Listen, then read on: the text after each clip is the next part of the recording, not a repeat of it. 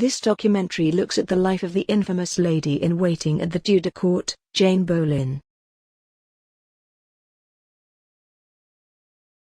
Jane Boleyn, also known as the Viscountess or Lady Rochford, would serve for 5 of Henry VIII's queens and wives. 3 She was also through marriage to George Boleyn, the sister-in-law to Henry VIII's second wife and Queen Anne Boleyn. Jane Boleyn was born Jane Parker in around 1505 in the English county of Norfolk.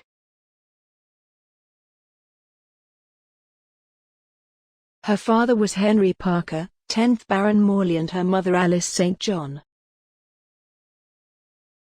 Alice St. John was the great-granddaughter of Margaret Beauchamp of Bletsoe. Margaret was the mother of Margaret Beaufort, the mother of Henry VII through her marriage to Edmund Tudor, 1st Earl of Richmond. This blood link would make her Jane a distant relative of Henry VIII, Edward VI, Queen Mary and Elizabeth I.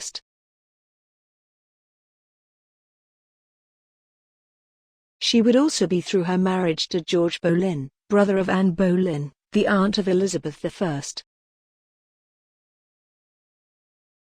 Being by blood connected to the royal family, she was sent to King Henry VIII's royal court at an early age to become part of the household of his first wife, Catherine of Aragon. It has been recorded that Jane was in attendance at the summit meeting between King Henry VIII of England and King Francis I of France in 1520, known as the Field of the Cloth of Gold at Bellingham, in English-controlled northern France. As a young lady at King Henry's court, she would take part in many events as an actress or a dancer to entertain the king, including the Chateau Vert Masquerade in 1522, where she would perform alongside her future sisters-in-law, Anne and Mary Boleyn. Jane would eventually meet George Boleyn at Henry's court. No doubt George was rising through the ranks at court due to the rising influence of his father and sister in the king's favor. Jane would marry George during the winter of 1524–25. This would be before Anne had become the king's lover, wife and queen. King Henry would gift the 2 members of his court as a wedding present Grimston Manor, in the village of Grimston in Norfolk. In 1526, King Henry would begin his relationship with Anne Boleyn, although Anne refused to any sexual relationship with the king until his marriage to Catherine of Aragon was dissolved. Coinciding with Anne's relationship with the king, would see the rest of her family's fortunes increase as well. Jane's husband would become Viscount Rochford, which in turn made her Viscountess Rochford in 1529, although Jane would be known at court as Lady Rochford. The couple would then be gifted the luxurious residence of the Palace of Beaulieu, near the English town of Boreham in Essex in the early 1530s, although there is no record of the deeds being officially signed over to George. After King Henry had failed in his pursuit of the annulment of his marriage to Catherine of Aragon for Pope Clement VII, he and Thomas Cromwell would break up the Catholic Church in England and start the conversion of the kingdom to a Protestant state.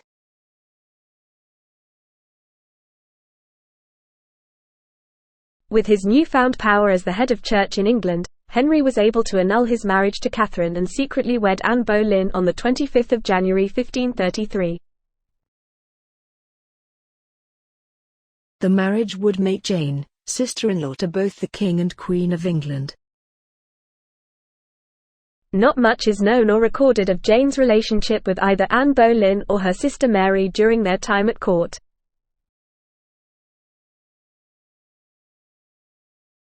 All that is known is that in 1534, Henry would banish the Viscountess from court. When it was uncovered, she was involved in a plot with the Queen to remove one of the King's mistresses from court. Jane's husband, George, would be arrested and imprisoned in the Tower of London in May 1536. The alleged charges were for having sexual intercourse with his sister, Anne, Queen of England. The charges were never proved, but were created by the Boleyns' enemies at court and were brought to a head by the Countess of Worcester.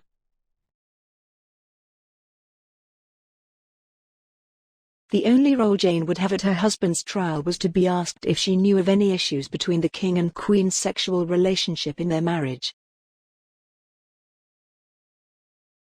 The execution of Jane's husband, George Boleyn, took place on the 17th of May 1536. He was beheaded at Tower Hill with 4 other men, including Mark Smeaton, who had been tortured into making a confession. Anne Boleyn was executed by beheading 2 days later on the 19th of May.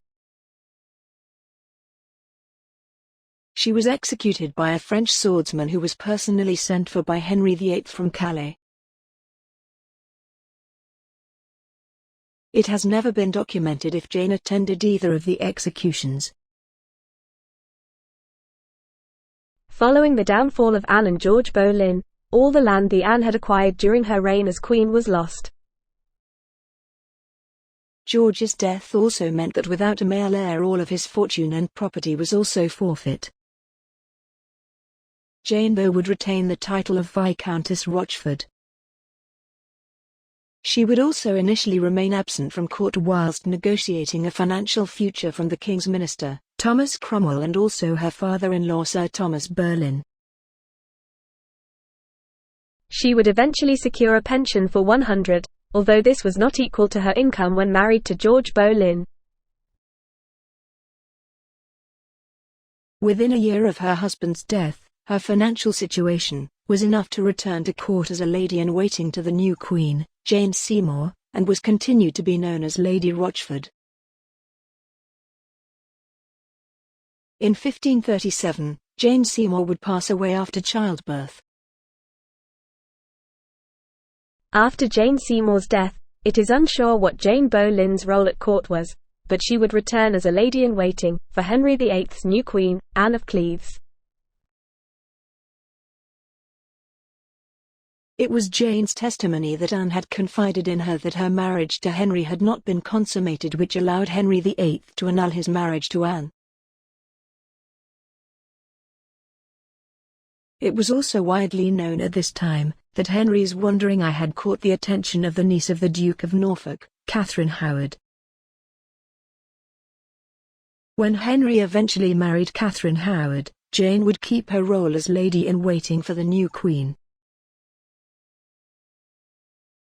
Later in 1540, rumors about Catherine's previous relationships before her marriage to the king surfaced at court. Thomas Cranmer, the Archbishop of Canterbury, would be appointed to lead the investigation.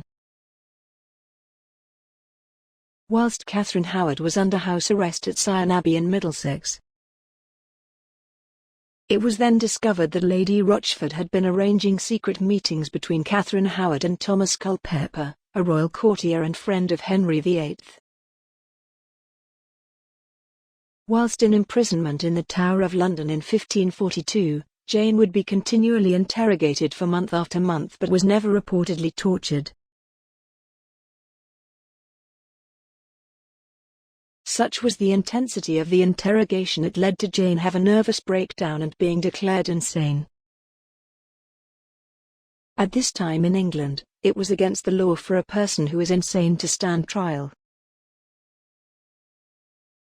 But in his anger, Henry VIII would change the laws to ensure that people who were insane could be tried and executed for high treason.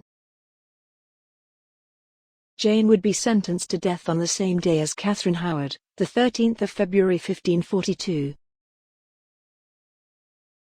On the day of execution, at Tower Hill, Catherine Howard was executed first. Then Jane would be led from the tower to be executed shortly after. Her manner on the day was described as calm and dignified. It was reported that Jane Boleyn was killed with a one blow from the axe. She was reportedly 36 years old. She would be buried in the Tower of London, close to her relatives, her husband George Boleyn and her sister-in-law, Anne Boleyn. Also buried beside her would be her last queen, Catherine Howard. Jane's marriage to George Boleyn has been contradicted throughout history, with some historians seemingly believing that they had a happy marriage whilst others believe that Jane was a wicked woman who plotted the downfall of both her husband and sister-in-law. Jane and George though would both die without any children.